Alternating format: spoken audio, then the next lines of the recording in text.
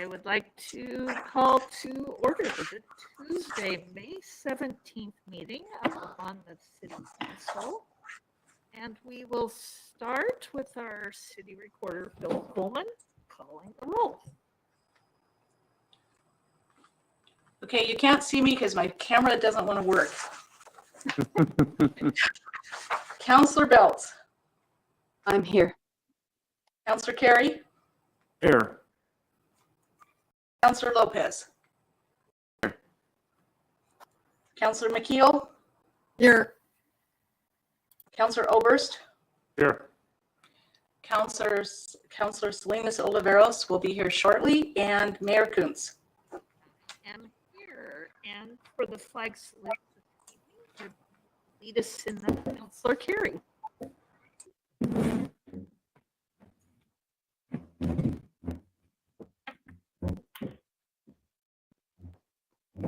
We pledge allegiance to the flag of the United States of America and to the republic for which it stands, one nation, under God, indivisible, with liberty and justice for all.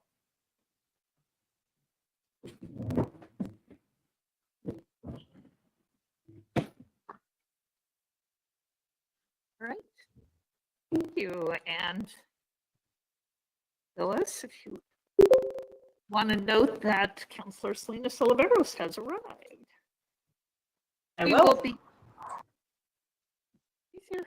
Yes. Hi. Thank you. We'll begin this evening with our consent calendar that consists of the minutes of our last council meeting, which seems forever ago. It was April 19th prior to our budget committee meetings. And if there are no corrections or additions to those minutes, I would entertain a motion to approve. So moved. Second. Moved and seconded. And all in favor, please signify by saying aye. Aye. I. Great. And any opposed? Thank you so much. This is the time we would entertain public comments reserved for.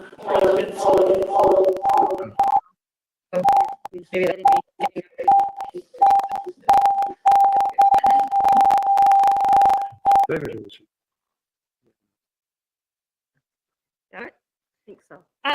Reserved for public comment. We don't have anyone here with us in the senior center. And Phyllis, did we have anyone submit comment or indicate they are online to provide public comment this evening? I have received nothing and see no one online, Mayor Kuntz. Perfect, thank you. All right, that brings us right to our business agenda. We actually have a presentation this evening.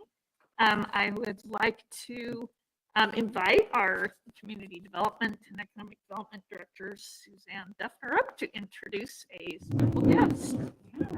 Great. Well, good evening. Thank you, Madam Mayor, and good evening, members of the City Council. My name is Suzanne Duffner, Community and Economic Development Director for the City of Monmouth, and I'm very happy to introduce. Turn the mic up. Oh, turn it up. Is that better? Yes. Okay. Thank you. I know. Got off to a fast start there. So I'm very happy to introduce to you tonight Emily Bradley. She is our new Polk County Tourism Destination Development Manager that's housed at Travel Salem. This is a shared tourism position between Polk County and the three cities, Monmouth, Dallas, and Independence. We had this position before the pandemic, and unfortunately it was one of the casualties as we lost some of our hotel motel tax that helps fund this position. So super excited to have this position back and start to rebuild that momentum. We just had a tourism summit yesterday where we reconvened a number of the tourism partners and businesses. So it was great to see that energy start building back up. And Emily's just been doing a great job. She started in March and she's hit the ground running and meeting all the different partners in the region, getting up to speed on the activities like the food trail. So we're just really fortunate to have her. She comes from Reedsport, so down in Southern Oregon. She's worked with the city government and also Main Street program and businesses as well. So nice background. And as I said, we're really lucky for her. So I was going to let her introduce herself as well and say a few words about the tourism month that's going on. So thanks.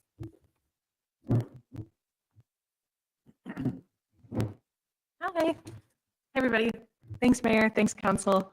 I don't have a full-fledged presentation for you, I'm sorry to say, but yeah, with the proclamation that came out, so the first week of May is National Tourism Week, and so Travel Salem, with all of the city council meetings staggered, decided to just make it National Tourism Month. So the entire Marion and Polk County area would be able to do the proclamations, say it loud and proud that tourism really does bring outside dollars into the community. So one of the things that I'm really focused on in this new role is I, coming from city government and having the background that I do, I very much believe in tourism for the sake of boosting and supporting the existing community and not just for accommodating visitors. I think it is a great tool to help enhance the current quality of life. And so, yeah, I wanted to come with the proclamation being read tonight and show you all my face and introduce myself and just say I'm excited to be here and thank you all for investing in this position. Thank you. Thanks for being here.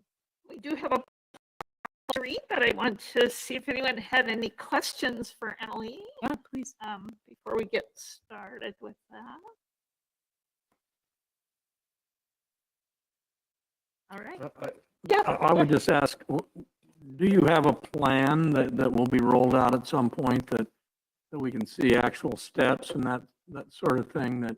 Yes, I do have a work plan, and so that actually went toward the steering committee, which Suzanne sits on last month, and so I'm happy to send a copy of that to Phyllis for all of you to have.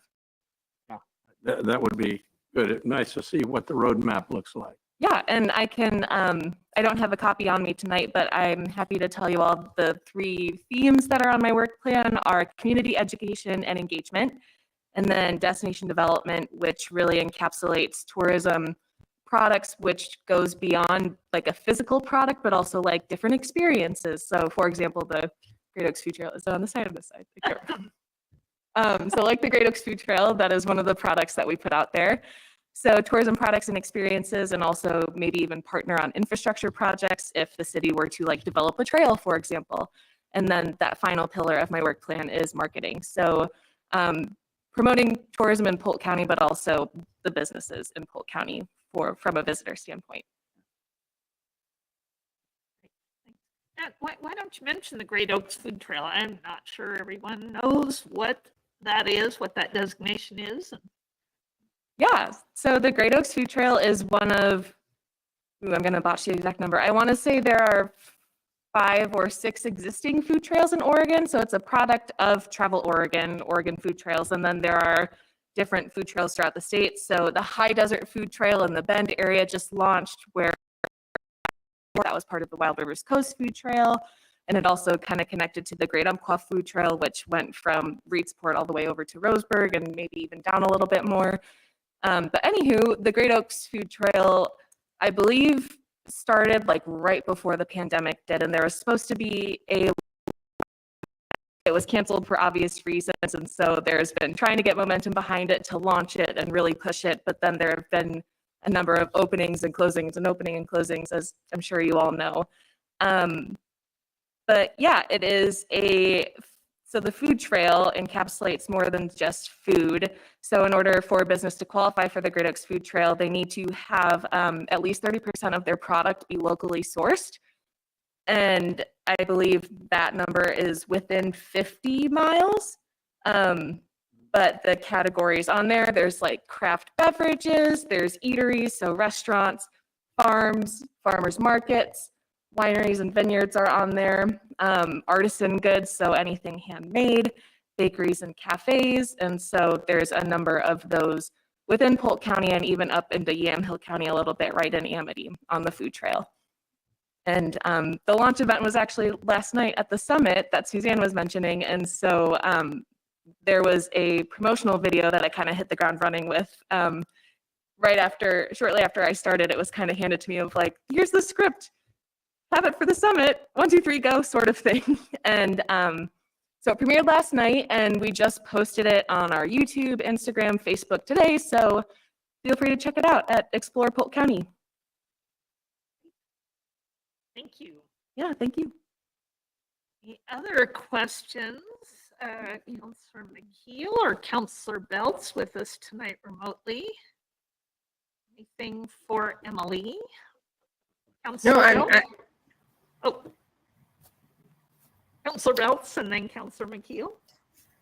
Yeah, I'm glad to finally sort of see you in person. I'm sorry I'm not there. I'm still remoting from home.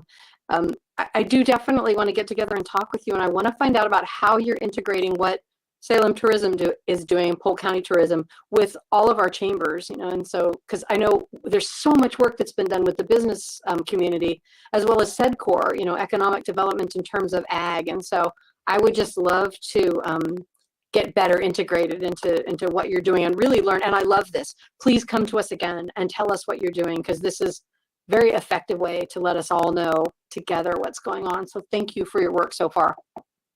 Yeah, thank you. Was there a concrete question there you wanted me to answer? Okay. Mostly, I just want to make sure that you are integrating with the chambers. Oh, yes. Tara and Nikki have been super helpful as I've been finding my footing here. And Counselor McKeel? Yeah, thanks for letting me know. It's a great website. I'm taking a look at it. So thank you for this. It'd be nice to possibly, as I always mention, put it into the Monmouth newsletter. So maybe a little blurb about the great. Actually, you could just put the link in there. It explains itself pretty easily. But as I'm looking at the businesses, I'm wondering, and maybe this isn't appropriate necessarily for your job, and so you can just say, nope. If there's outreach for minority-owned businesses to help them understand how they could be part of this Great Oaks food trail. Maybe they don't know, and so they aren't able to get on this list. But this is great. Thank you. Yeah, thank you. Not that I'm aware of right this moment. So the food trail was established before I got here. My understanding is that there will be an annual refresh, so an opportunity for businesses to either fall off the food trail if they're no longer interested, or to join the food trail if they're not on it quite yet but have interest. And so that's great feedback. I'll make sure that once there is a refresh, I'm not sure what the timing of that is quite yet, that we have a strategy for that, because I know Monmouth has a large constituent. Thank you, Emily. All right, seeing no other questions, I would like to read this proclamation. Thank you for making it longer than a week so we could get in here in our second meeting of the month. Thanks, Mayor. Whereas the travel and tourism industry supports the vital interests of the city of Monmouth and the United States, contributing to employment, economic prosperity, international trade, understanding, and goodwill. And whereas travel and tourism ranks as one of Oregon's largest industries, generating $10.9 billion into the state's economy. And whereas visitors to Polk County contributed $191.7 million to the economy last year. And whereas those travelers provided jobs for 2,500 tourism and hospitality professionals in Polk County. And whereas people throughout the world become more aware of the outstanding cultural and recreational resources available in Oregon and the Polk County area, travel and tourism will become an increasingly important aspect in the lives of our residents. And whereas, given these significant contributions to the economic, social, and cultural well-being of the residents of Polk County, it is fitting that we recognize the importance of travel and tourism. And now, therefore, I, Cecilia Kuntz, Mayor of the City of Monmouth, do hereby proclaim May 2022 as Polk County Tourism Month and encourage all residents to support the spirit of travel. And we will sign that and join our other communities in welcoming you and in getting back to the good work of letting people know all the great things that happen here in Polk County. Thank you so much. Thank you all for having me tonight. Thank you, Emily. Thank you. Thank you.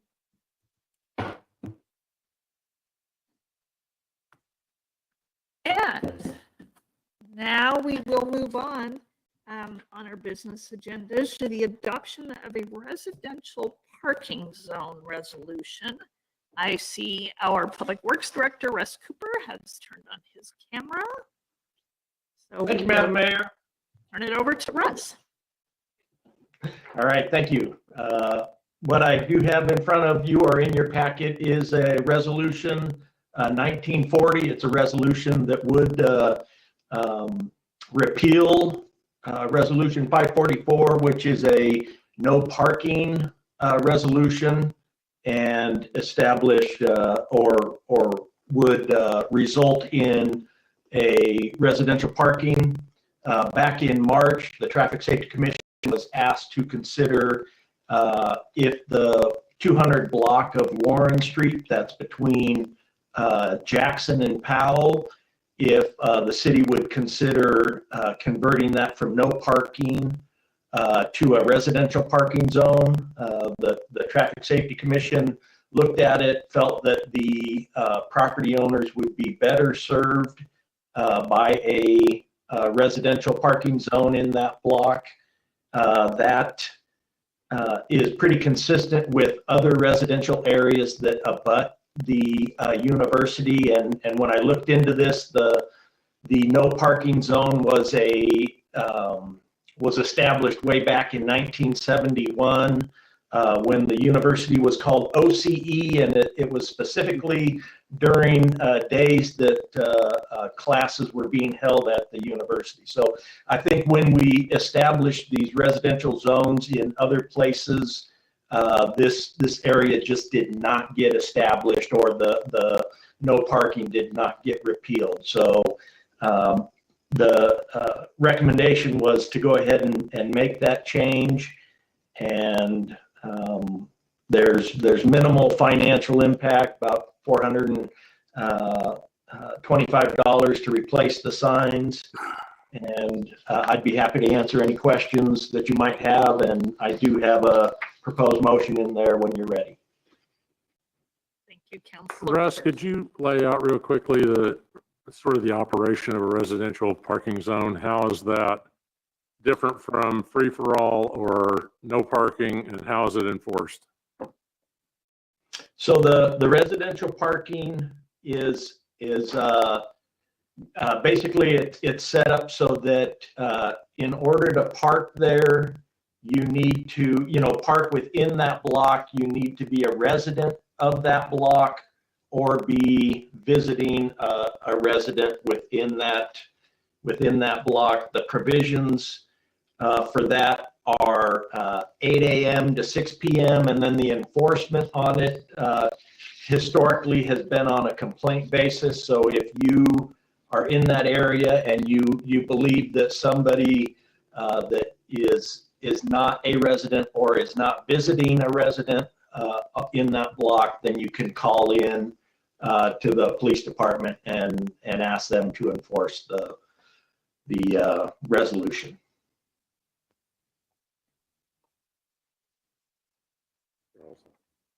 Okay. And Councilor McKeel. Thank you, Mr. Cooper. Thank you, Mr. Cooper. If somebody, what happens if, is it a ticket that they have on their car if they're violating this, or is it a tow that happens? It's a ticket, and I don't know the amount of the fine, but you would be ticketed. Most likely you'd receive a warning first, and but I'm not. If Isaiah, maybe Isaiah may want to chime in on the details of enforcement. So if somebody who's visiting gets a ticket, they can appeal it with some department. So somebody can say, "Hey, no, this is my mom. She was visiting," and then the ticket will be voided. There is an appeal process, and I'll just say it's a $20 citation.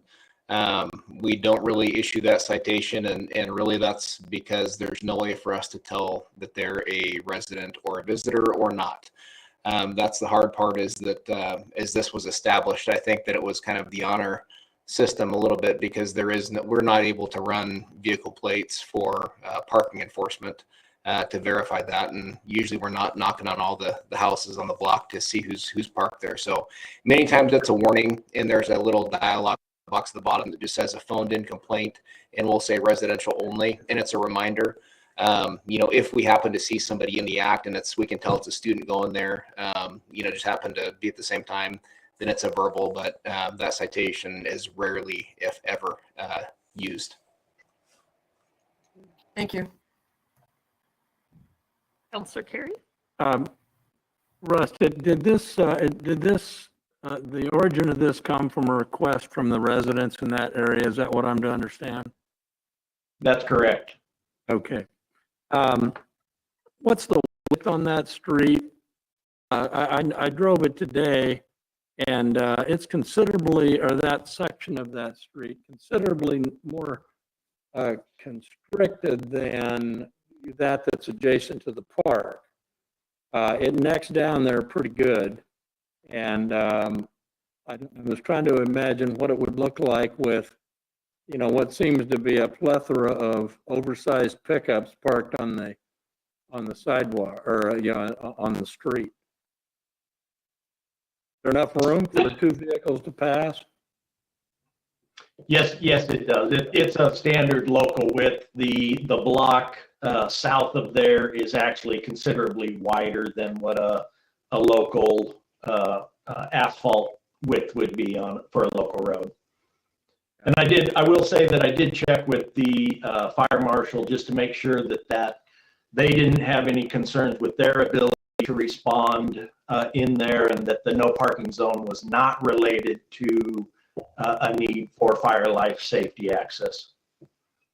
Yeah, and I think that there's not a lot of traffic on that street except when, things are, although it may get a little more now that the ITC building is coming back online, and the administration building back there, more people working on site, but that's fairly narrow window of time. So, I don't think it's a big deal that way.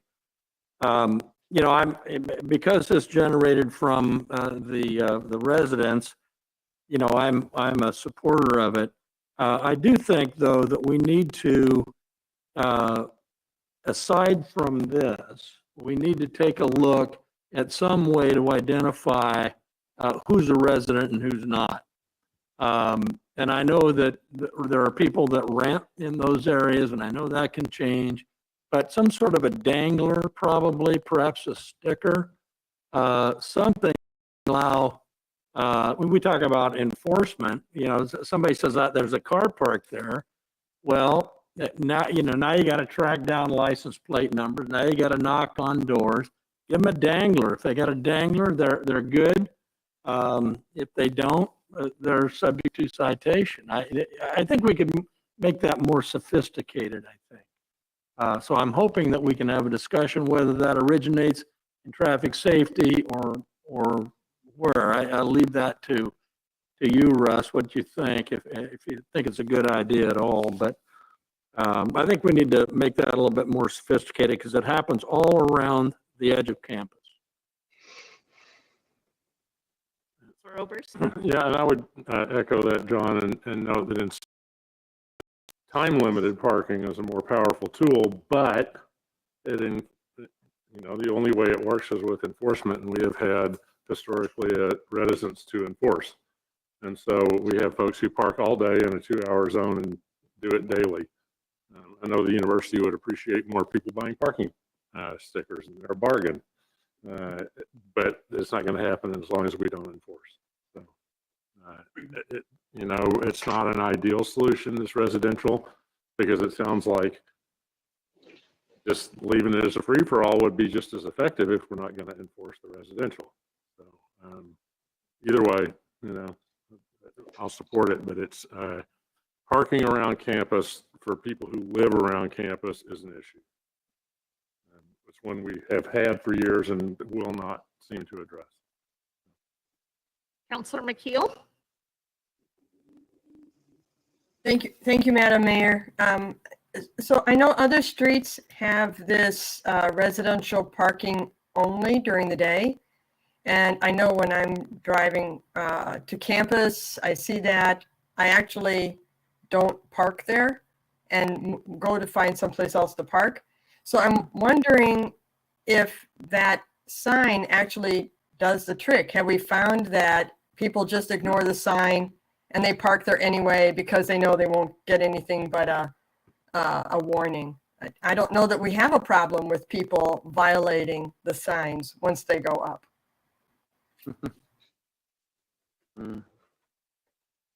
I think I would just respond to that, with it being on a complaint basis, that when I think it works in places where the property owner wants to have access to the front of their property and does not want other people parking there. So Mr. Cooper, I'll a follow-up question then. So we're not getting complaints from residents who currently have this residents-only parking area. It seems to be working just fine. Is that correct? I'll let Isaiah answer that because they would receive the complaint.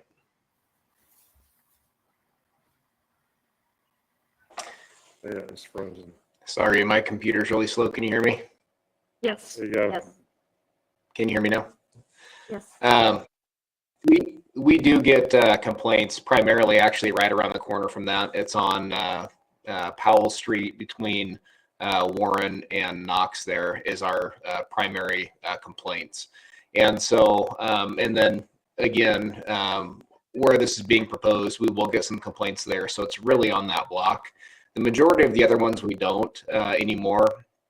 That doesn't mean that there's not maybe an issue of people parking where they shouldn't park, but I think that there's just fewer complaints. People have either, I guess, accepted it and they don't call it in, or it is working. It's tough to say, but that block has been really the source of complaints there.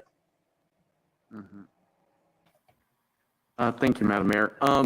You know, it seems to me that we've kind of conflated two separate issues, one of enforcement and one of how we should treat this specific street. The enforcement issue, you know, I think is a valid topic for a future day, perhaps. But what I'm hearing is that that residents of this street, of this neighborhood, would like the ability to park legally for residents on that side of the street, and I personally don't see a problem with it. I do find it interesting that it's just the east side of the street, if I'm reading correctly. Is the west side currently open for parking? Yes. Yeah, the west side is abuts university ground, and so would be appropriate for students to park along that. Gotcha. So the west side is currently open for anyone to park there. Is that correct, Russ? And the east side is closed to all parking, but the residents would like it to be residents only. Correct. Gosh, I hope people that are living there and having people over for barbecues can find a place to park, and I think they should be able to park in front of their homes. Do I hear a motion? I'd move. Oh, you can take it, Carol. Thank you. I move to approve resolution number 1940, a resolution establishing a residential parking zone along a portion of the east side Warren Street and repealing resolution 544. I'll second that. Thank you, Councilor McKeel for the motion and Councilor Lopez for the second. Any additional questions? And I will turn this over to Phyllis for the roll call, please. Counselor Carey, Aye. Counselor Oberst, Yes. Counselor McKeel, Yes. Counselor Salinas Oliveros, Aye. Counselor Belts, Yes. Counselor Lopez. Aye. Motion passes 6-0. Thank you very much. And we will move on to yet another parking question. So stick with us, Russ and Chief Haynes. Thank you. Yes, this is resolution 1941, which would establish no parking on both sides of Main Street and Edwards Road in in proximity to that intersection. The Ash Creek Station Shopping Center is getting close to constructing and opening the outlet there to the south that has been long awaited and of interest to many folks. So that's going to increase the traffic volume at that intersection, and it already is a tight intersection when vehicles are parked in that intersection. So this would allow for, we'll call it safer movement of vehicles around the corner, as well as line of sight for vehicles pulling out of the shopping center parking lot. And again, this is the cost associated with this is just the paint on the curb and then the ongoing maintenance. I will identify that one of the casualties of the supply chain right now is yellow paint. So if even if this is adopted tonight, it will take us, we haven't secured yellow paint yet, but I did want to get this in motion so that we would know whether we could paint that curb when we do have paint. We're anticipating we'll get paint this summer, but it is one of those casualties of the supply chain. Councilor Lopez. Thank you, Madam Mayor. Mr. Cooper, there are a couple of homes, I believe 2 or 3 homes right there. Have the residents been contacted, and have we received any feedback regarding that? That's a great question. I have not had a chance to speak with them. The property right on the corner, when I look at what vehicles are parking, they will be the most impacted by this decision.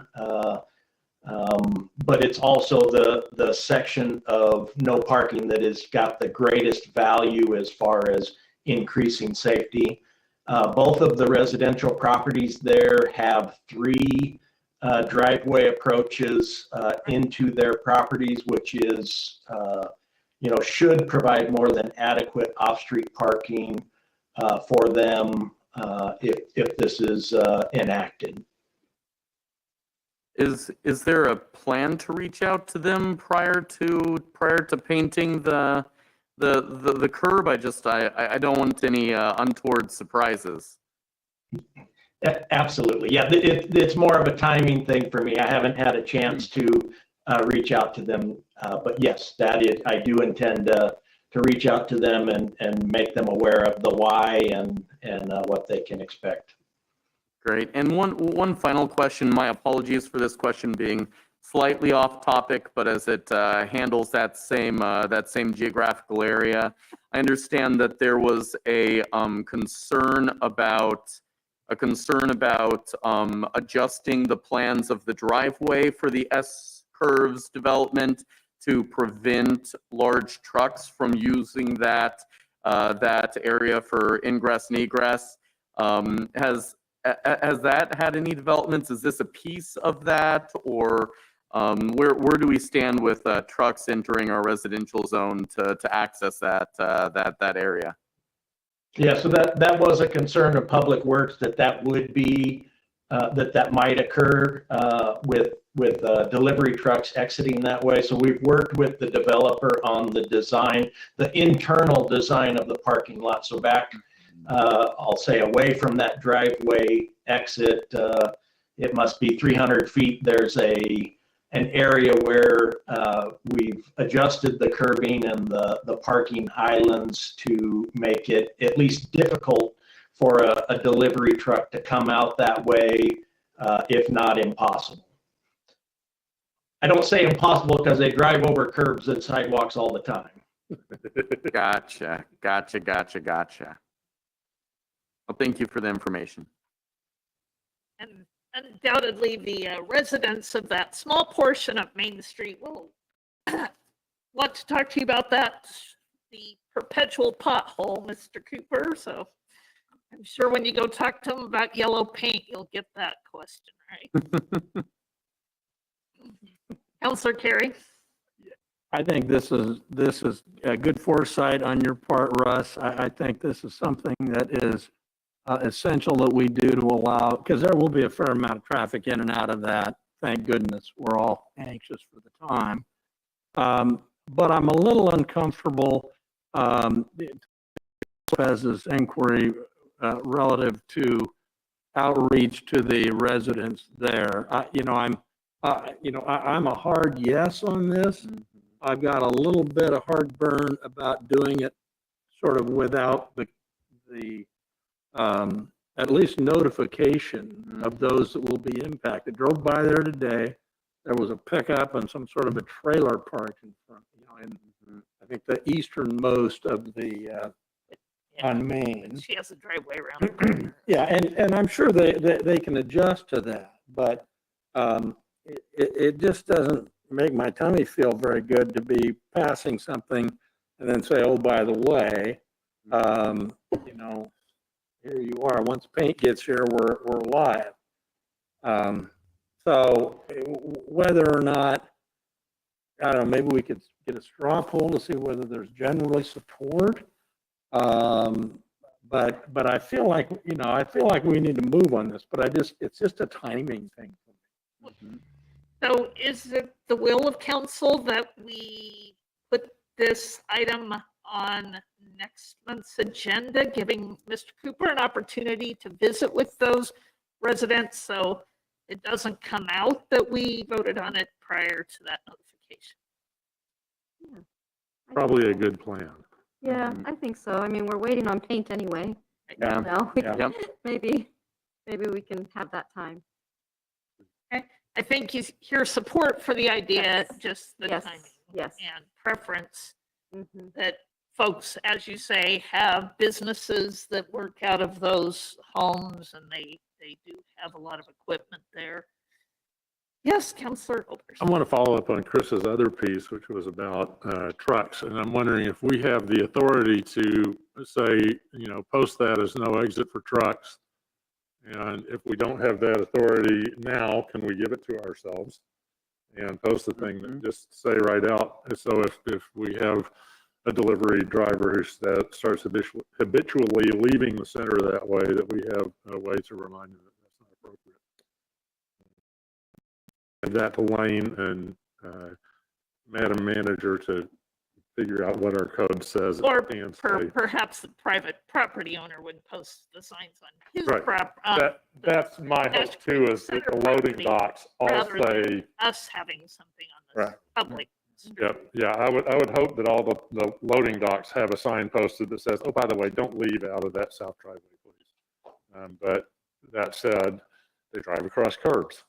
You can see the tire tracks crossing the pedestrian island on the between the two curves right now. I mean, it's obvious that they come and go wherever they feel like. All right. Thank you for that, everyone. So we'll see this next month for us, if that'll give you time to go visit or at least contact those property owners. Sounds good. Thank you very much. Thank you, sir. Thank you. Thanks, Russ. That brings us to reports. We then will have one work session item this evening, and we will have an executive session. My mayor's report consists of a couple things. There are a lot of great activities going on. I'm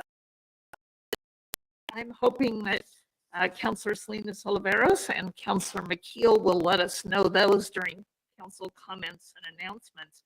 But I do have one I want to, and that is that the state of Oregon is celebrating the 100th anniversary of the Oregon State Park System.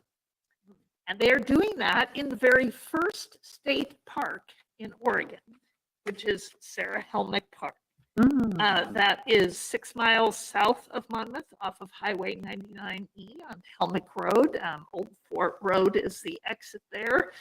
And they are having a free community event on Saturday, June 4th from 10 a.m. to 2 p.m.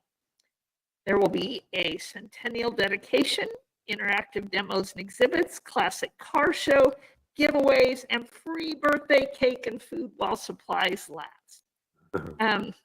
The state is mentioning that the Oregon State Park System began when Sarah Helmick donated 5 acres to Oregon, setting aside land for the first state park. So that's a great event, celebrating 100 years right here in our backyard. That was what date again? Yeah. It is Saturday, June 4th, June 4th. between 10 and 2. Got it. Cool. And obviously, closer to 10, you get the cake, but it sounds like the interactive demos, the journey through the past 100 years of the Oregon State Park System, and giveaways will continue until 2 p.m. that day. So hopefully folks can join us there, because that's kind of exciting, right in our backyard. And like I say, there's a list of other wonderful events and activities going on as we lead up to the end of the school year at Western Oregon, particularly, and at Central School District. But I will let others speak to that. We do have, I'm sure, some reports from council boards and commissions. We paused for the budget process, but they did not. So I'll move forward, and if each of you has a report on a board or commission, I'll let you go. Councilor Carey, then Councilor Belts.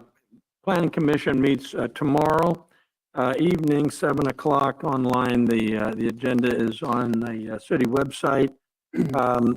There are 3 public hearings. One has to do with the expansion of the Montessori School, the modification of that. The Polk County Resource Center that we've been anxious to get going. There'll be some design review on that. And then some additional discussion and input hearings relative to the marijuana retail facility. So that'll be an interesting meeting. I'm sure that Suzanne is busy icing her arm and taping her ankles for that. It'd be good. Thank you, and Councilor Belts. Thank you, Mayor Coons, Council. I'd like to report on our last library board meeting, which was May the 11th. The library is collaborating with Monmouth Public Works tomorrow, the May 18th from 10 to 11 at the library. It's Public Works Week celebration. So young children will get an opportunity to meet members of the Public Works team and drive a truck, in air quotes. Kids can also practice measuring, coloring, and building too. The library is participating in Make Music Day event, which is a national event. It is always held on June 21st. And in the morning, the library will host children's ukulele sing-along with Cinda Johnson. And at 6 p.m., they will host a ukulele workshop for teens and adults at the Main Street Park gazebo. There are about between 7 and 10 businesses that are participating in Make Music Day between Monmouth and Independence. You know, stay tuned. I think it will be really fun. This is the first year we're trying it. It's a Tuesday. So next year it'll be Wednesday, year after that Thursday. So that's very exciting. Last item on the library board, summer reading program begins June 14th, and it is, again, for all ages. There will be lots of different and fun programs through August 19th. This year's theme is Read Beyond the Beaten Path. Thank you very much. That concludes my report. Great, and Councilor Oberst. I have 2 items. First is the Parks and Rec Board, which met on the 11th. The first item I want to mention, we talked last time about the grants that were awarded from the Parks Board. One of those was for an activity called Sip and Paint, sponsored by one of our local wineries, and they concluded that by the time they got their ODOT okie dokie and paid for all that, that the grant was not really going to cover it. So they're dropping the sip but keeping the paint, and they're going to offer possibly coupons to come out to the winery and have a tasting there, or you know, whatever. I'm not sure of the details of how that's going to play out. Minot has offered the city a peace poll, which is a poll which has in a number of languages, and you can choose pretty much any written language going, I think.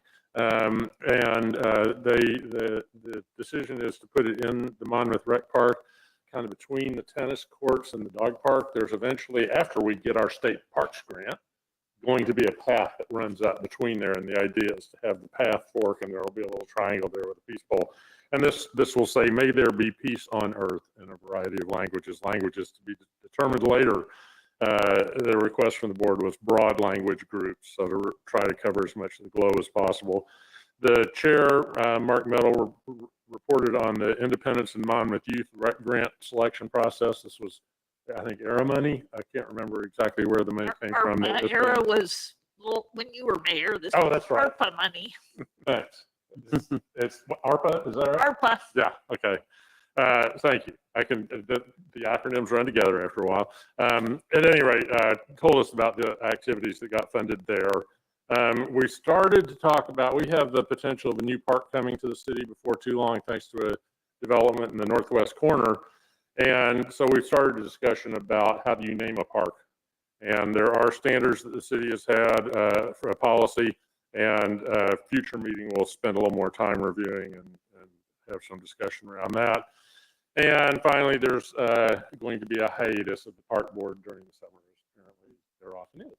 So the next meeting will be June 8th at 6 o'clock at the Parks and Rec, or at the Public Works Newsroom. The other item I have is I reported a while ago that I had volunteered to work on the Friends of the Library storage shed, and I just want to report that it is wired, insulated, sheetrocked, and slowly but surely getting taped and mudded, and no texture. It's a shed. So, anyway, it's coming along. Having fun doing that project. So. Can I ask a question?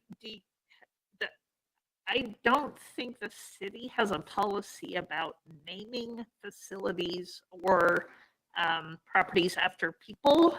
Did that come up in the discussion? So there is a policy that was actually enacted during my time as mayor that says it has to be, there's a whole set of standards, and if it's some remarkable event that occurs, you have to wait 2 years after the remarkable event before you can name anything after anybody to decide that it's truly remarkable enough to be named. I was interested in naming a part of a park facility after a young man who was killed overseas in the military. And that kind of got shut down at the time that I wanted to pursue that. So that's when the policy came into being. Wait. It seems like MacArthur is a great name for a park. There's a song about it. Okay, thank you. And Councilor Lopez. Thank you, Madam Mayor. I have a plethora of reports. It's been a busy time since we've last had an opportunity to catch up. I'll kick things off with the Arts and Culture Commission. We've met a number of times.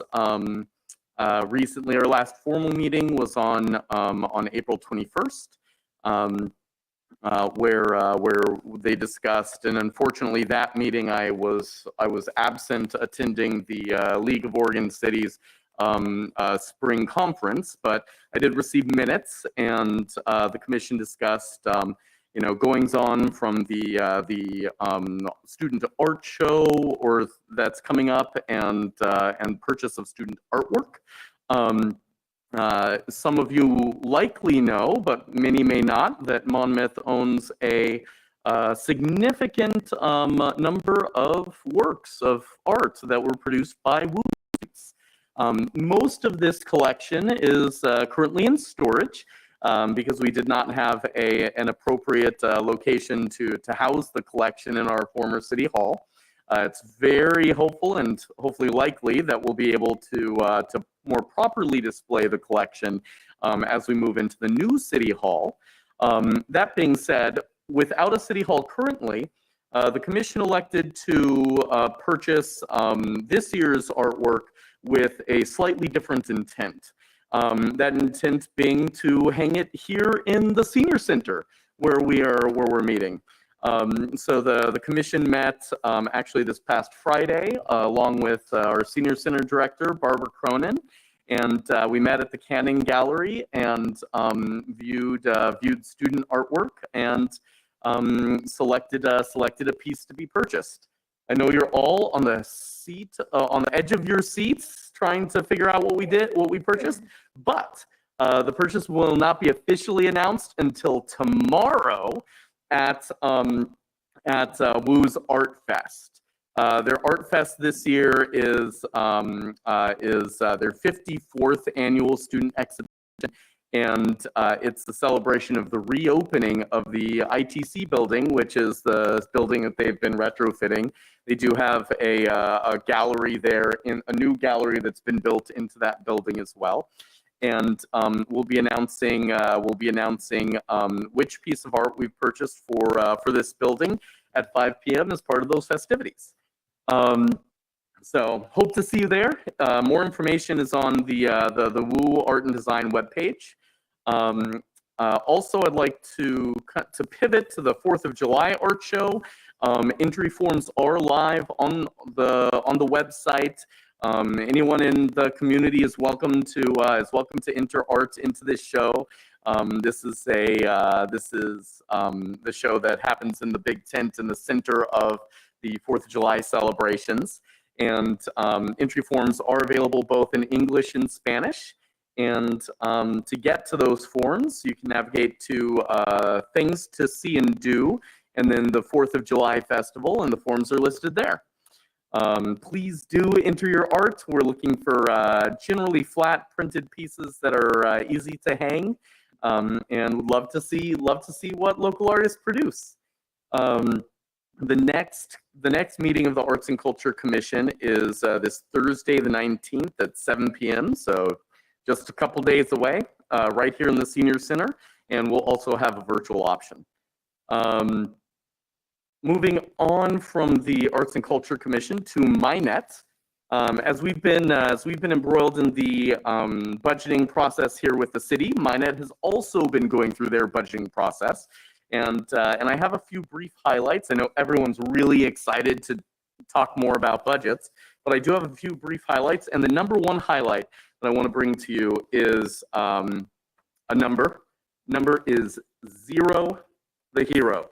0 is the amount that that the cities will contribute to the debt service payments that the cities are projected to contribute to the debt service payments in the coming year. I know that you may have heard this number already, but it bears repeating: 0. This is the first time in MyNet's history that they've been able to achieve this, and are looking forward to working with city finance directors and creating a restructuring of the other notes of debt and beginning to pay that in future periods. But for this year, let's celebrate that we've finally kind of made it. Yay.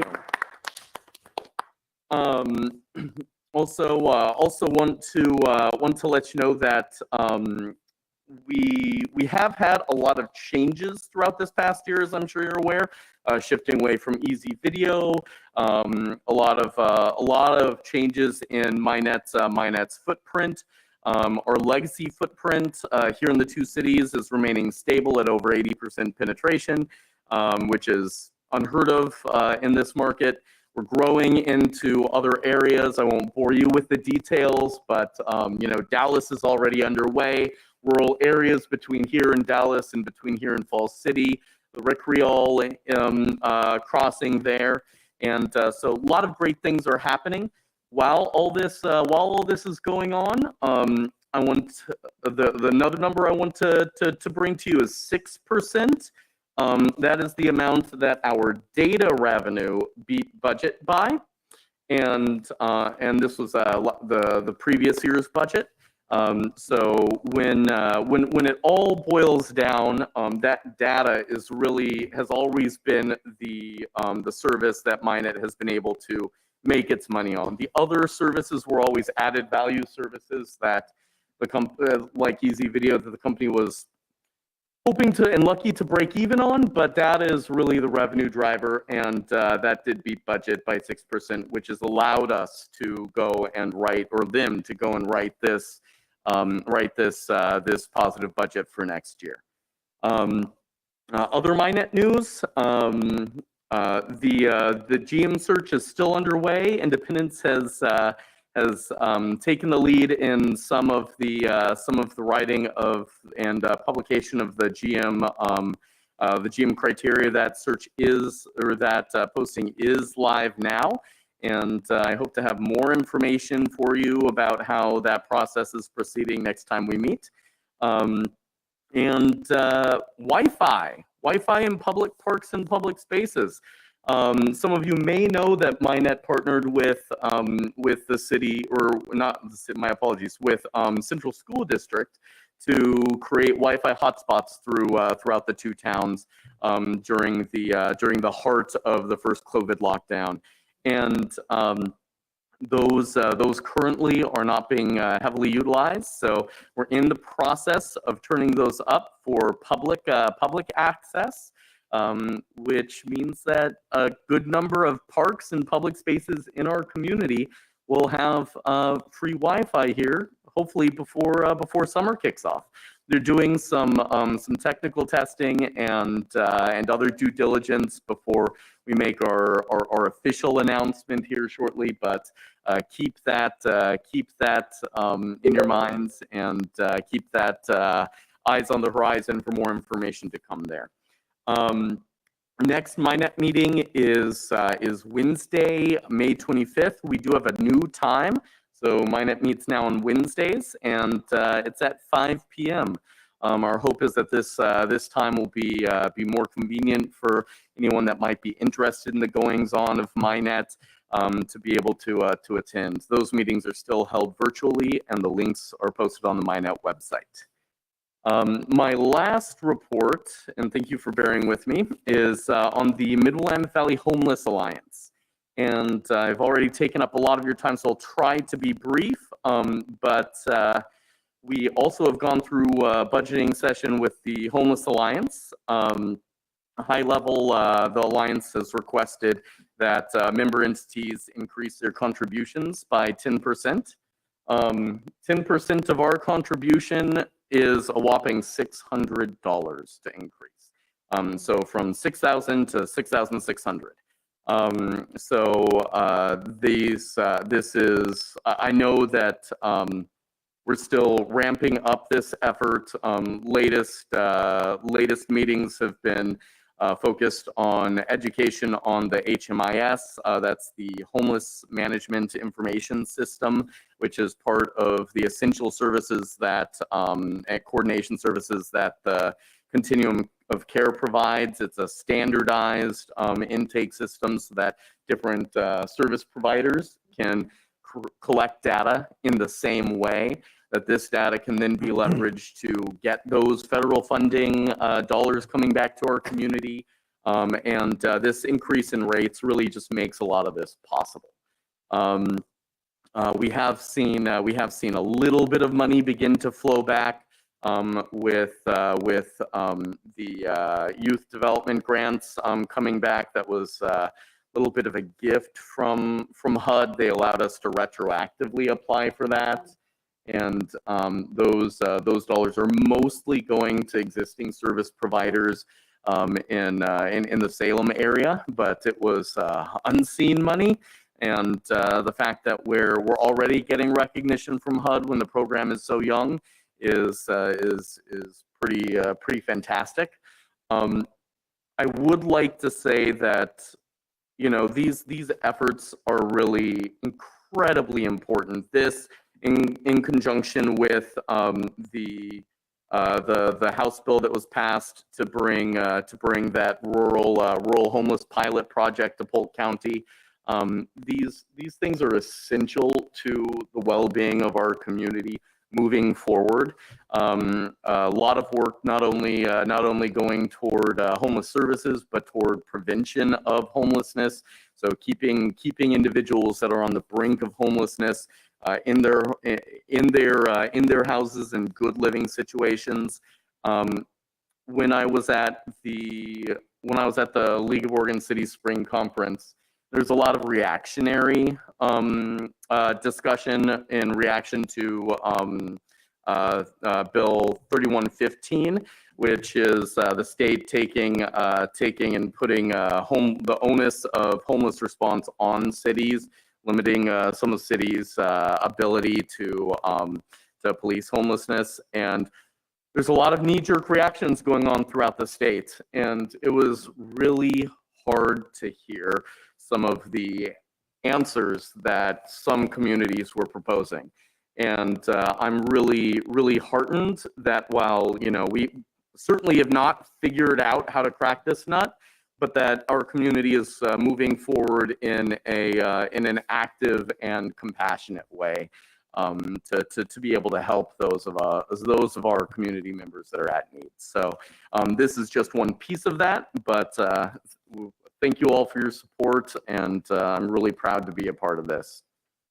So that completes my reports. I know it was a lot. Thank you. It's been a busy few weeks, month. Yes, Councilor Salinas Oliveros. Thank you, Mayor Coons. I have a report from Historic Commission. We met, I have it on my phone. Okay. We met on May 4th, and we had a guest, Marilyn Morton, who is a city councilor in Independence, and she came to discuss a 2019 history and mystery event in Monmouth, and wanting to bring that back this coming September. And she had some really great stories about our city that many citizens probably don't know. And this event is really to bring in business, to have people come out. It's almost in conjunction with like the Ghost Walk, but she is looking for actors or people who will read a script. And also, Marilyn is using information from the Monmouth Independence History Project. She's also working to get that information so that we have a really great holistic historic event here in Monmouth. And it sounds really fun. And it will be in September, I believe, September 30th. So if you are interested in reading one of those stories, Marilyn would love to hear from you, and she will strongly recruit you. So please keep that in mind. And so also, we talked about, including stories. Okay, I talked about that. Moving right along, we discussed continuing to celebrate the 60th anniversary of the Columbus Day storm. And our Western history intern is making those connections. And we're hoping to start to have, maybe a couple of these interviews. And the Independence Heritage Museum is really interested in what we're doing. So they are supporting our efforts. And eventually, hopefully, they will have those oral histories as part of their museum as well. So the WU History Intern will be presenting at our next Historic Commission meeting, which is in June 1st at 6 o'clock here in the Senior Center, to really put together some of the findings, giving us suggestions on how to display this information, and then having started those oral histories so that we can continue those through October. So that is very exciting. Okay, and my phone closed. Okay. And let's see, efforts for the historic preservation plan for the Evangelical Church that's on 191 Monmouth Avenue. And Ms. Duffner is preparing that information and a copy of the draft for the RFP for historic architect services to look into that house, that property. And then we are also, and then we have some alternatives. So myself and my partner drove around to look at alternatives for the mural project because we are on a time to use the money for the mural. And we have some great alternatives. And Ms. Duffner wasn't quite sure what the response will be, but Ms. Duffner and I have a meeting with a potential site that is interested in having that mural on their building. So wish us luck. So we've had, so hopefully we have a lot of yeses, and maybe next time that I report, I can report on where that mural is going to be. So, so that's very exciting. So it's not, that project is going forward. So thank you. If I may make a shameless plug for history and mystery, I know a couple of us volunteered with that back in 2019, which feels like forever ago. But I was one of the, I don't know if you could call it acting, but I was one of the presenters.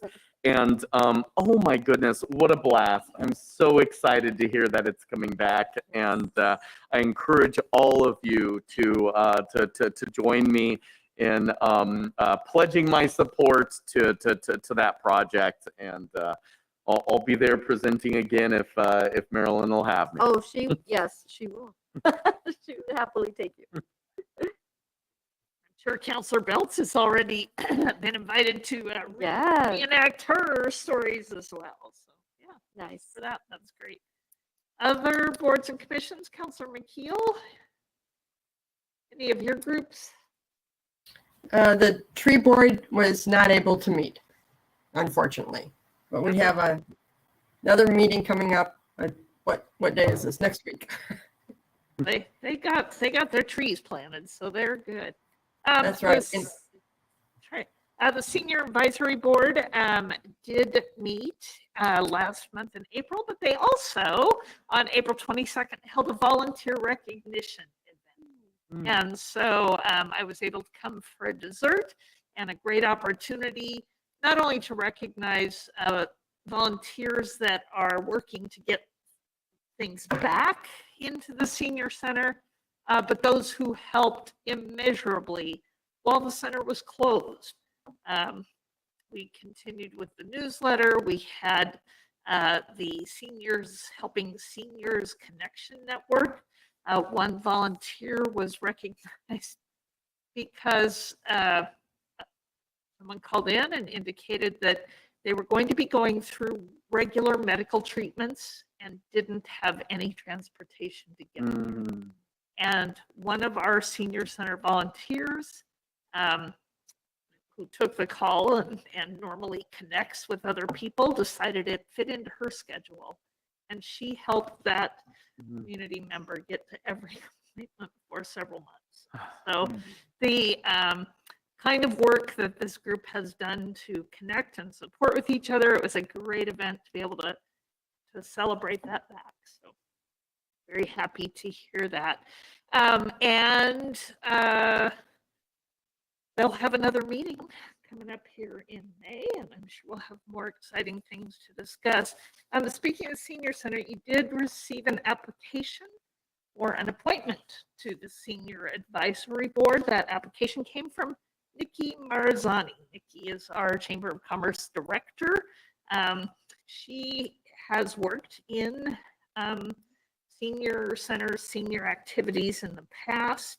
She has obviously connected with the centers through work at the chamber and is very interested in serving on that board.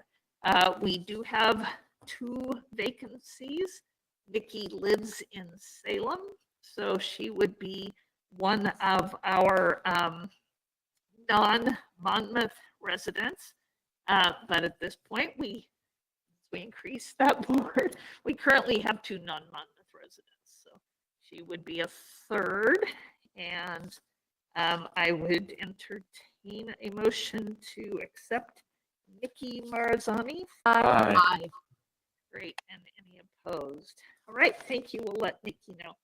Just to let you know, we did receive another application for another board or commission, but that position would be up again in July. We'd have to reappoint in the new year. So we will be taking that nomination up. That person is attending meetings and actively engaging, and we'll take up an official nomination starting for the new year.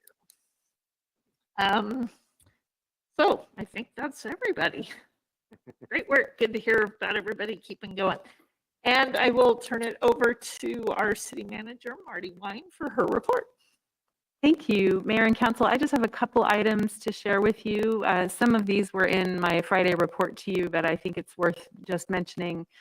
You're probably noticing around town that we have both sidewalk and paving projects underway. This week, the Main Street and Monmouth Avenue paving is happening. And then sidewalks on Monmouth and Jackson, Jackson and Warren, Madrona, and the 100 block of Warren Street are all going to be taking shape here soon. You've been hearing about the City Hall replacement project. We've got two notable things going on with the current buildings. We've done a hazardous materials survey and we're waiting for the results from that survey. And once it's in, we'll be able to apply for our demolition permit. In addition, I mentioned in last week's Friday notes that we're working on a fairly significant design review and changes to the interior of the building. And the effort there is to save costs to bring the project into budget. So I'll bring you a report at a future meeting just about what that means for the building. In addition to it being Public Works Week, it's also National Police Week. So our city is joining with others to recognize police officers who serve and protect the community. And most of you know that we had a Sergeant Darren Buchholz who just joined our department at the beginning of the month. So we're excited to have Darren aboard.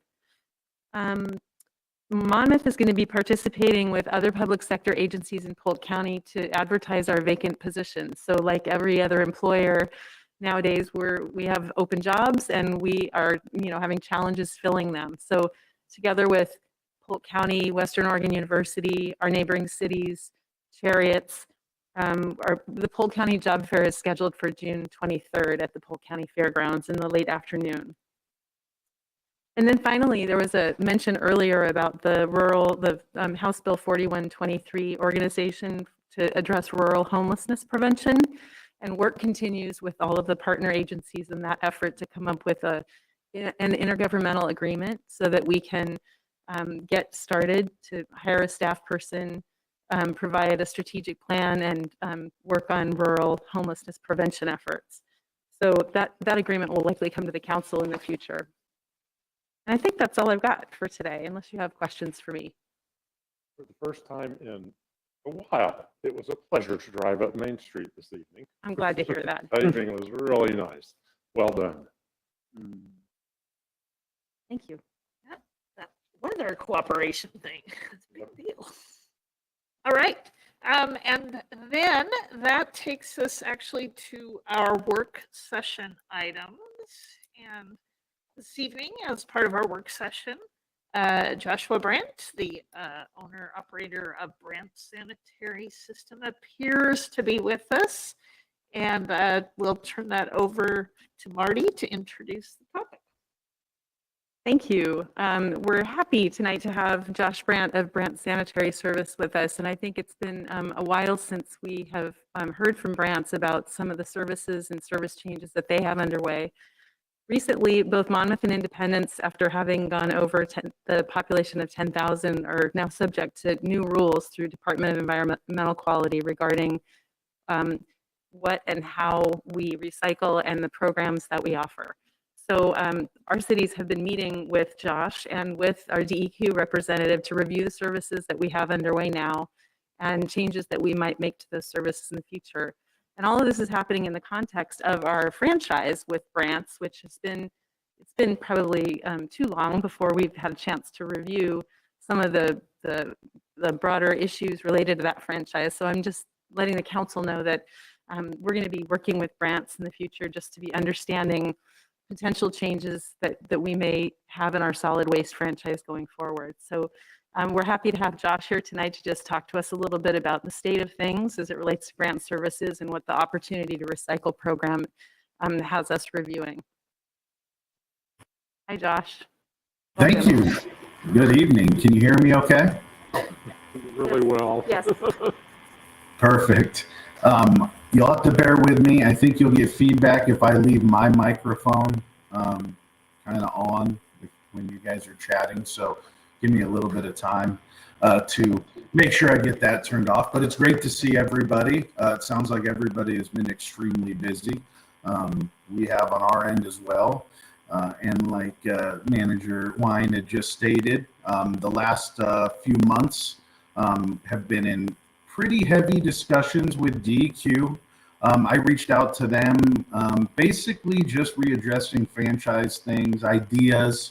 A lot of the things that we've done in the past have been effective, but with the new age of technology, apps, the ability to go online, the ability to present information, I began to reach out with her because we have several new ways we've started to do that.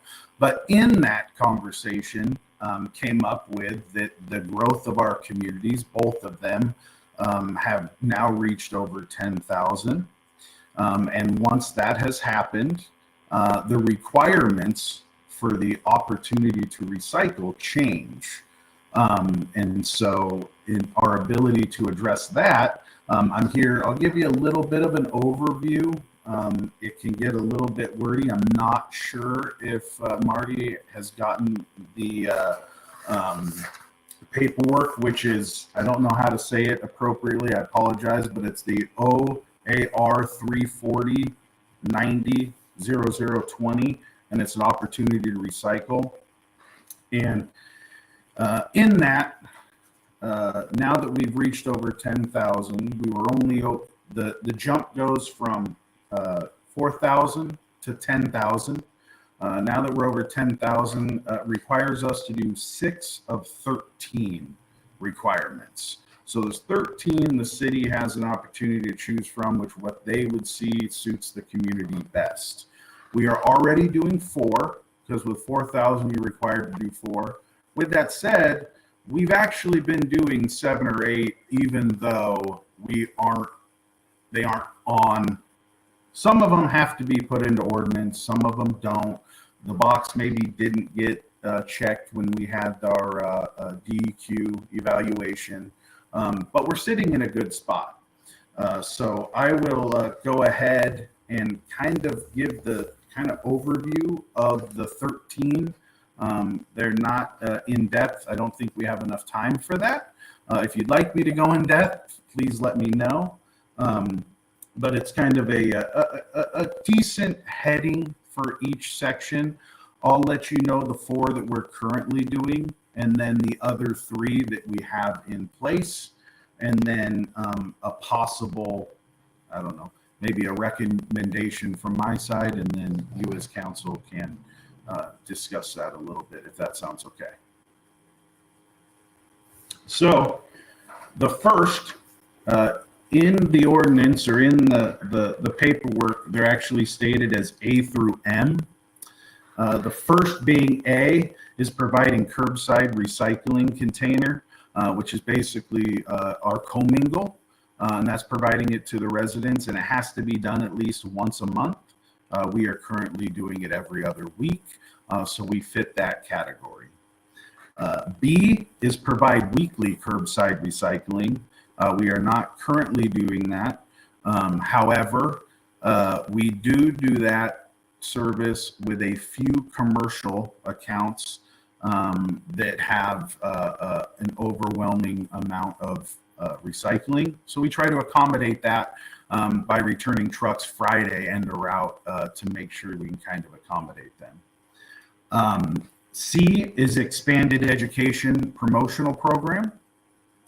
D is multifamily recycling. E is a yard debris collection and composting curbside collection schedule. F is commercial recycling.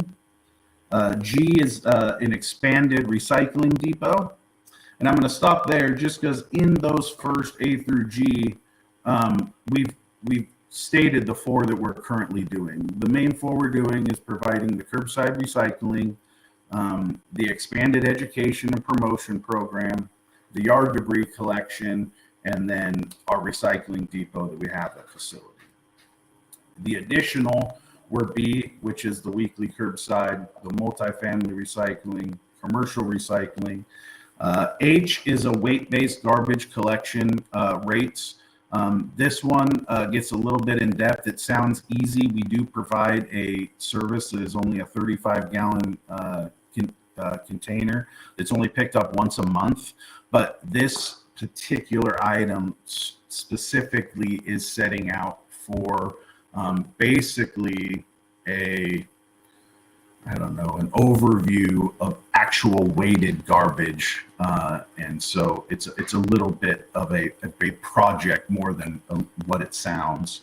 I is an institutional and commercial food waste program. J, K, L, and M. One of them isn't mandatory, but these relate more to a city necessarily than me. I would be a part of these. If the cities wanted to move forward with these are a little bit more expanded and they become more of an ordinance-based program. And those are mandatory commercial recycling program, a food waste collection program for residential customers, mandatory recovery program for construction and demolition. So that's on-site separation of materials and having something in place to be able to handle that. Which I would have to follow if I had a box there, but that would also reach out to every construction company that's in our community or comes into our community. And last but not least is a mandatory commercial food waste collection program.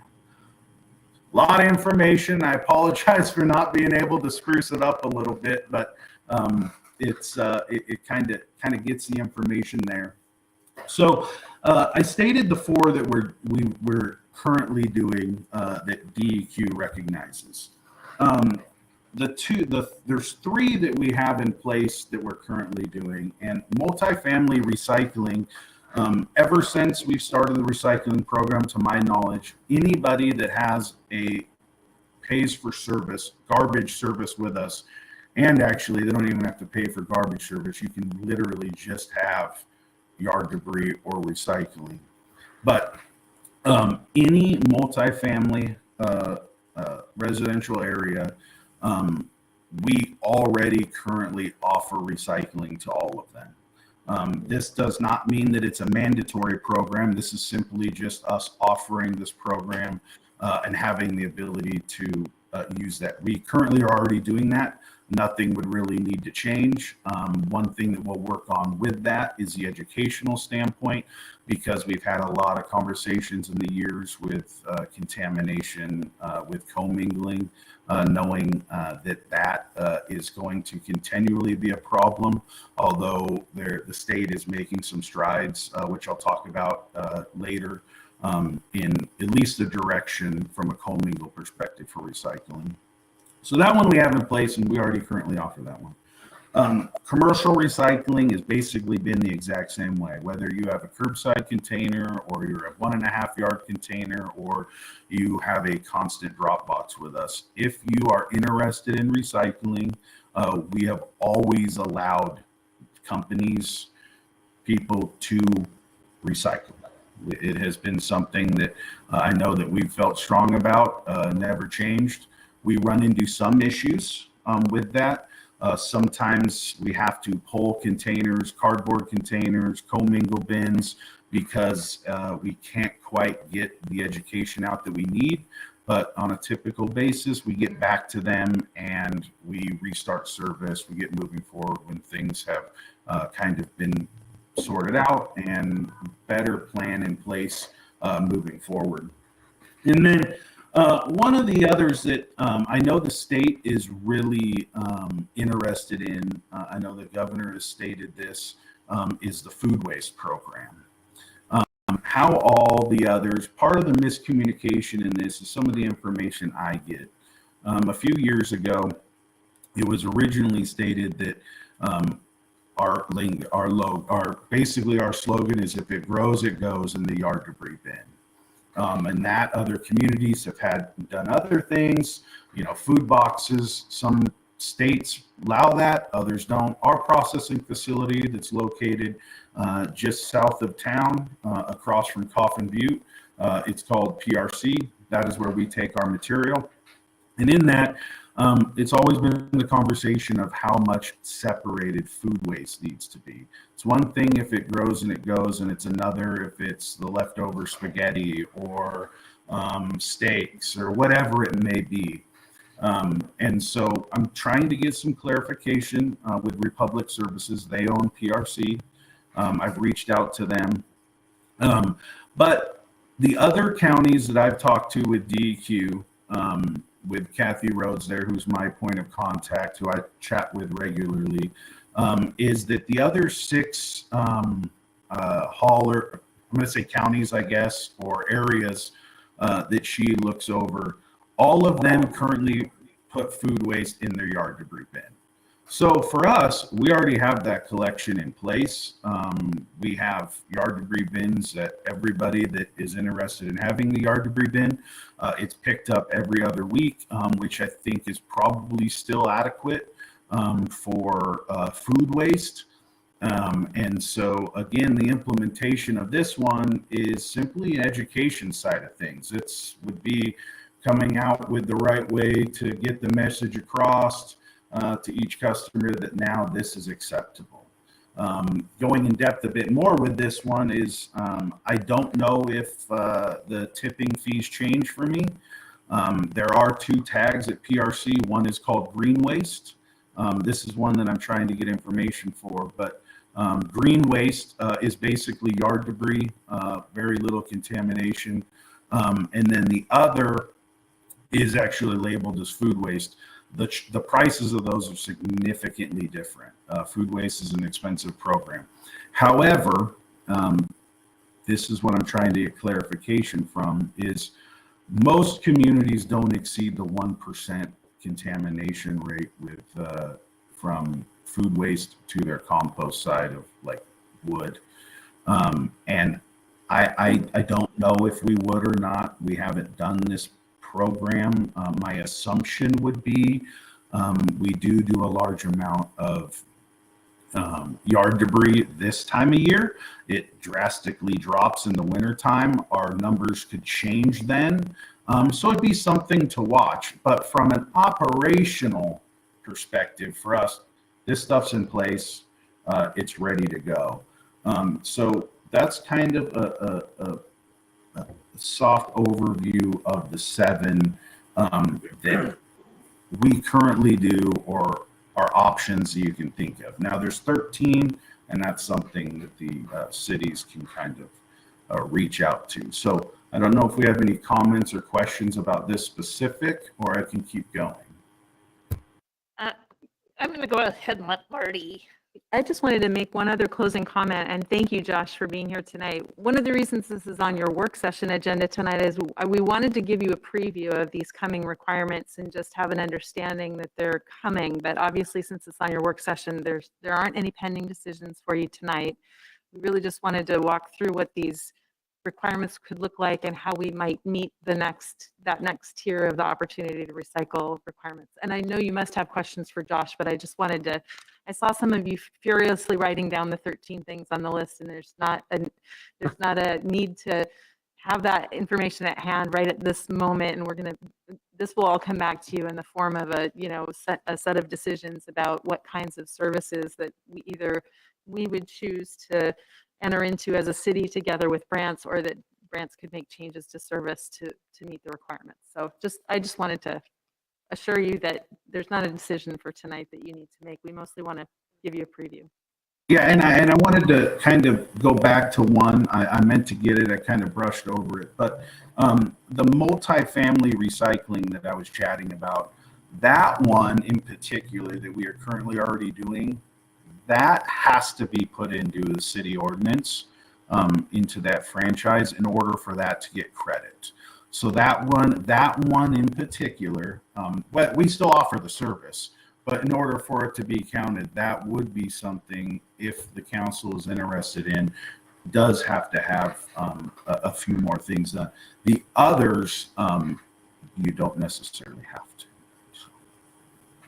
And also to let you know, it would be pretty difficult for us to have something different than what Independence has. So Josh is also, I believe, presenting this same information to the City of Independence. Hopefully we'll be in a position to do either a joint meeting or really have some coordinated discussions about what that looks like for our whole community. Just in case we're thinking that through, because typically, whenever we see Josh, so does Independence. Yes, Councilor Oberst. Josh, when I first hit Oregon, I was in Eugene. This would have been in the early 80s. And in Eugene, you sort of picked your garbage company. And there were certain areas of town that some companies served and some didn't. We had a company in the house I was living in called Garbaggio's. And they were doing curbside recycling of kitchen waste back then. And it was not, it was a 5-gallon bucket and not real slick and so on. Now I see plastic come through my front door that says compostable in a commercial facility. And I'm wondering, does the PRC count as a commercial facility that would handle what appears to be a plastic bag, but apparently is not? Or I've seen Keurig cups that instead of having the plastic cup around the outside, it's just a mesh and a plastic, looks like plastic ring and a top. And are those, those say compostable in a commercial facility. So just wondering what the PRC is going to be able to do, what you're going to be able to handle, and no, don't do what Garbaggio's did. I love the name. Yes. Not to get too far off, but the one thing that you will see a big change in from a recycling perspective, whether we're talking about composting or commingle, is the labeling. That is being addressed by Oregon. Just so everybody knows, which was a problem years ago, that was not created by any recycling, any hauler, any garbage company. The labeling was simply by the plastic producer to make everybody feel better about their purchase, but has never been anything that has been put in place. So to answer that question more, no, it is not allowed, as for still a lot of things on the plastic side and the commingle side. But currently right now, PRC likes to keep things very clean. That's the argument still with the food waste. It will simply have to be, I don't know the great best wordage, I apologize, but it's got to be to consume. No container. That doesn't mean clamshells can go in there. It would actually have to be, the food only put in with yard debris waste. And with that, the other thing that Oregon is moving forward to, I believe with an implementation in 2023, is that it is a statewide, there will be a statewide guideline for recycling. So Dallas, Portland, Corvallis, whatever it may be, we will all follow the same guidelines and rules, which is great. From the state, we still always hear, there's somebody making shoes in Seattle out of plastic, which I think is a fabulous program. There's somebody building homes out of Portland right now for the homeless in plastic. Those things are great. The articles are fabulous. The people doing it are great. It's just the amount of material that is produced for every single city. It's hard for anybody doing that program for all of us to go to one place. So as this slowly starts to get figured out, as we kind of bring back kind of getting everybody on the same page, having unfortunately harsher requirements for recycling will kind of get things righted a bit more. Even then, we're still, I'm not checking every single commingle cart that's out there. Every once in a while, people get frustrated because we will check kind of randomly. But it's just us trying to do the best job we can for the community and our processors, because if we can do our part and separate material, that's a good thing. So yeah, no, unfortunately, no on that question. No, not yet. All right, other questions, Councillor McKeel? I'll see if I can get this out before I sneeze again. Joshua, sorry. We have right now optional commercial recycling. Is that correct? How extensive is that? Are we having businesses do it on their own, or do we need a little encouragement to have them recycle, or is it like, nah, let's just put it all in the trash? What is our incident rate of commercial recycling? Yeah, great question. Well, that's been one of the things, for us, a lot of haulers is heavy commercial. We're starting to kind of move in that direction, but we're a little bit opposite here. We're heavy residential as commercial is growing now, which is great. So we're starting to see that. We never really get pushback for those that don't want to do it. Most of our commercial utilize all the services that are available. I can't really think off of the top of my head anybody that has simply just said no. Some might not have a program in place themselves and they don't want to pay for that in-house thing, but it's fairly simple, and so it doesn't seem to be an issue. Education is always important. I know that we're trying to do a better job of reaching out to those that have concerns, answer questions, be more proactive about what we would like to see done. But all of them are, I think they're getting, most commercial businesses from a restaurant perspective are getting pushed back from anything as trying to reduce waste in general, as most of the big ones are. I'm sure I'm trying to think of Monmouth specific. I apologize, but there's so many that are around. For us, it's the Marquis, the Mars, and they already have a lot of things in place right now on a large scale of self-separating material. And we actually do a really good job in both communities. Our contamination rate is still fairly low. 10% sounds high. But it's pretty good. It's better than most. We can always do a better job.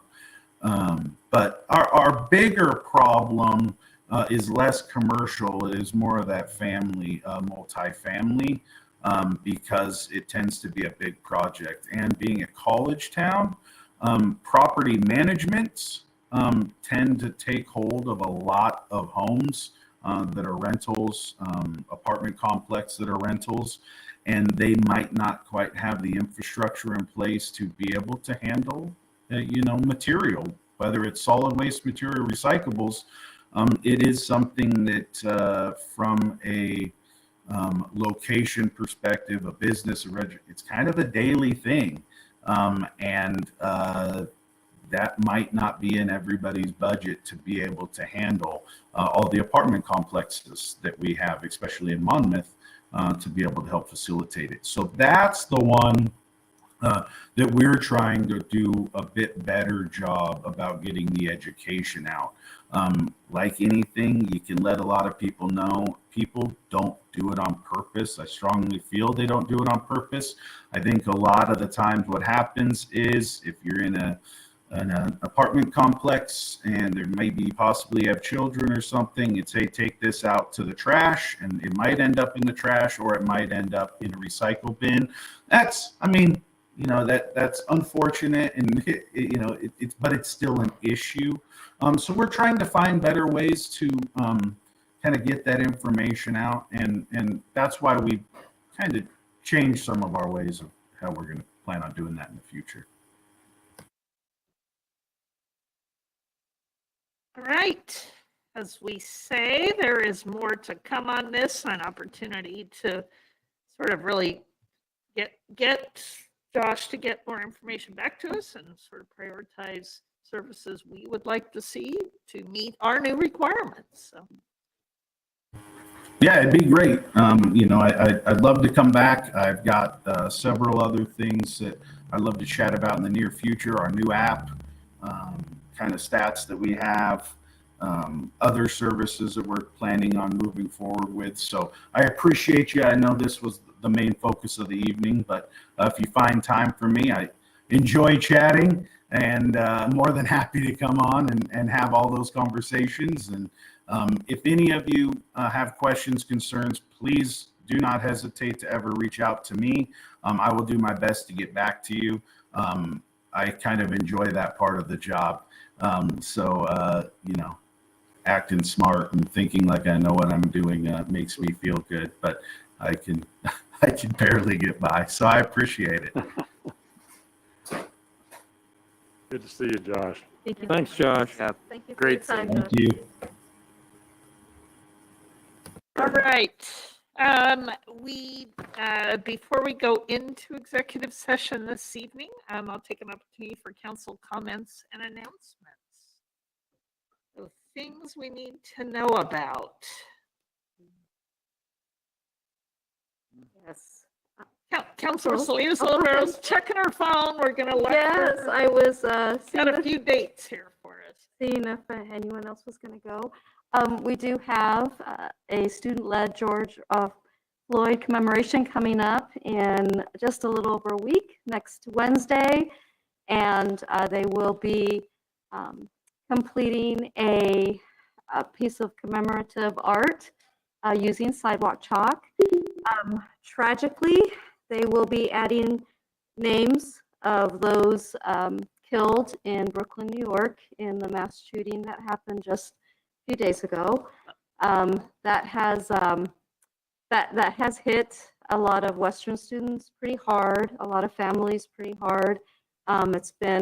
It's hard to explain the feeling of having to continually see that type of violence and the effects that it has, especially on our young people. If I may, I do have the names, and I'd love to just read the names of the victims. And this is the shooting in Buffalo. This is the shooting in Buffalo, New York. Yes, yes. Roberta Drury, 32 years old. Marcus Morrison, 52 years old. Andre McNeil, 53. Aaron Salter, 55 years old. Geraldine Talley, 62. Celestine Cheney, 65. Hayward Patterson, 67 years old. Catherine Macy, 72. Pearl Young, 77. And Ruth Whitfield, 86 years old. Madam Mayor, may we have a moment of silence, please? Thank you, Councilor McKeel. We will.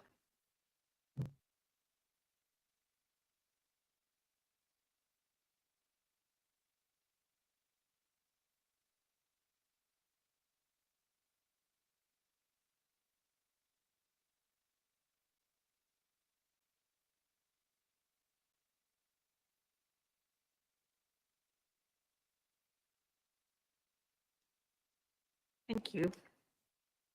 Yes, thank you. And just to add to that, Western team is planning a vigil for our community.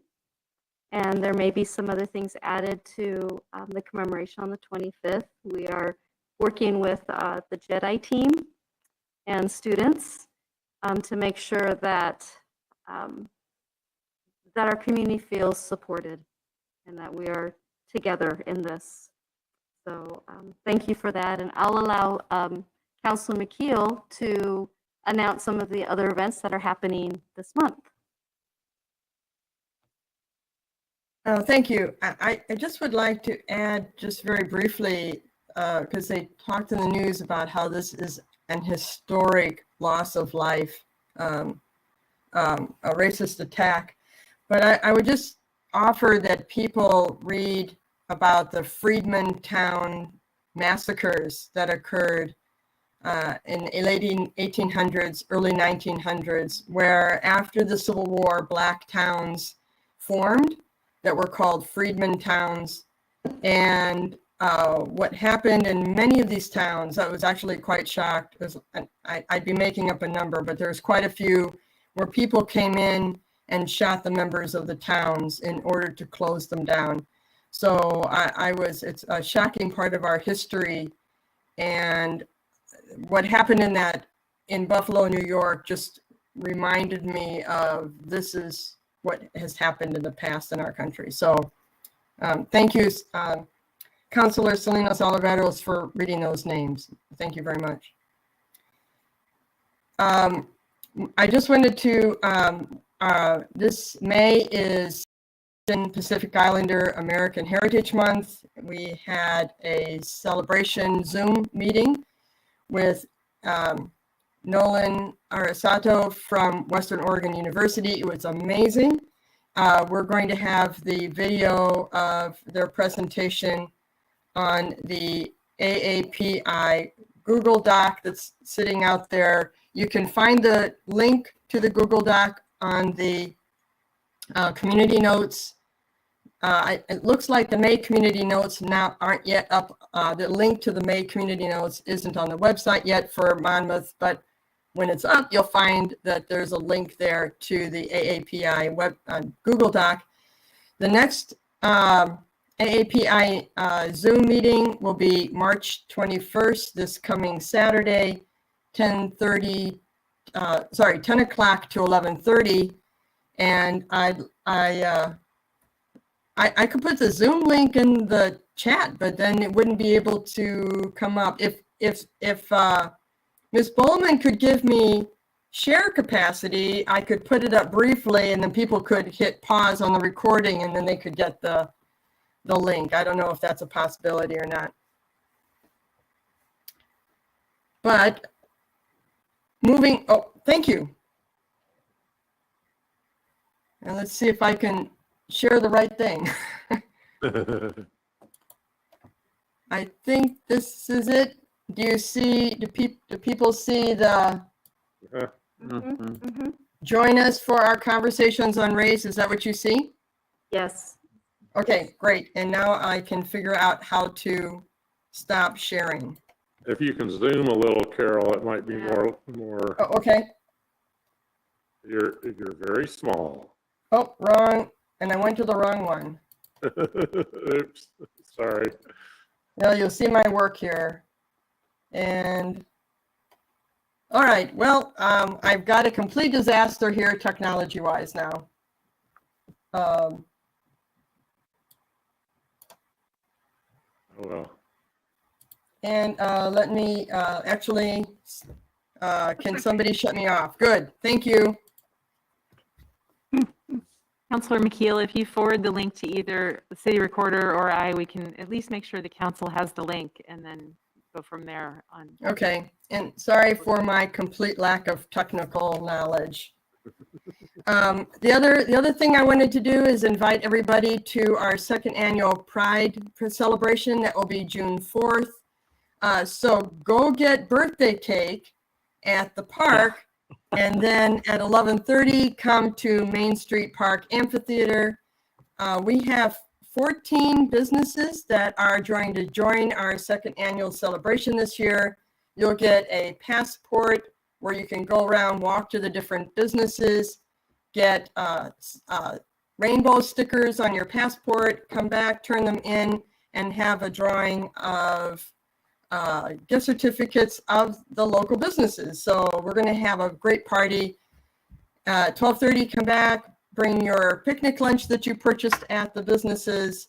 And then we're still working on the entertainment, but after probably about 1:30, we'll take a balloon walk around the park and downtown Monmouth. And the 14 businesses, by the way, will all have the big rainbow flags. So June 4th will be a great time to drive down Main Street Park and Main Street in Monmouth to see all the colorful flags up and down the street.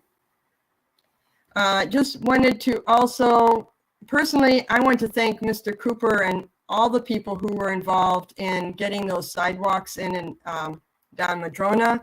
I'm so excited that they're going in. When my grandkids come, we won't be walking in the street next time. So I can't tell you all the positive feelings every time I drive down Madrona Park. So thank you so much.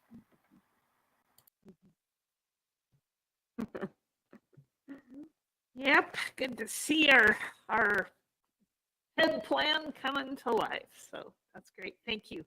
All right, if that concludes our announcements, then we'll go into executive session. to meet for the purpose of discussing labor negotiator consultations. The executive session is held pursuant to ORS 192-662D, labor negotiator consultations, which allows us to meet in executive session. Designated staff shall be allowed to attend the executive session. All other members of the audience are asked to leave the room. No decision may be made in executive session. At the end of executive session, we will return to open session and welcome the audience back into the room. It is not anticipated that action will be taken this evening after returning from executive session. So at